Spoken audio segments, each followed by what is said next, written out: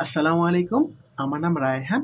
আজকে আমি তোমাদেরকে একটা সহজ বিষয় বোঝানোর চেষ্টা করব। আমরা কিন্তু ইন্টারমিডিয়েটের সেকেন্ড পেপার, হায়ার ম্যাথের সেকেন্ড পেপারে ১ম এই কিন্তু একটা চ্যাপ্টার পড়ি, তাই না? সেটা হচ্ছে কি? বাস্তব সংখ্যা এবং অসমতা। আজকে আমি তোমাদেরকে বোঝানোর চেষ্টা করব এই বাস্তব সংখ্যা এবং অসমতা এটাকে আসলে আমরা বাস্তব জীবনে কোথায়, কোথায় এপ্লাই করতে পারি। ওকে?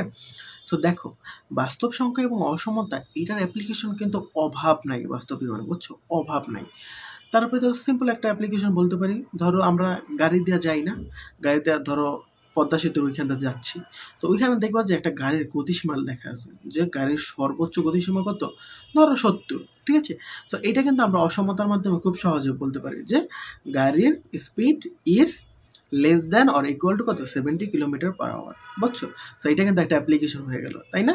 আবার ধরো আমরা চাকরি পরীক্ষা দিতে যাই। চাকরি পরীক্ষায়ও কিন্তু এই ধরনের একটা কথা থাকে। যেমন অনেক সময় ৩০ থাকে, অনেক সময় ৩২ থাকে। সো তখন কি আমরা লিখতে পারি যে যারা অ্যাপ্লিকেশন করবে তাদের বয়স অবশ্যই কি less than or equal to 32 হইতে হবে, তাই না?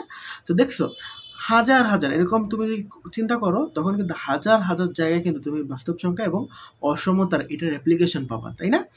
সো তোমরা যদি আরও কয়েকটা পেয়ে থাকো আমাকে নিচে কমেন্ট করে জানাইতে পারো। ইনফ্যাক্ট আমার কাছেও আরও অনেকগুলো আছে, বাট আমি এগুলো বলতেছি না, শেয়ার করতেছি না।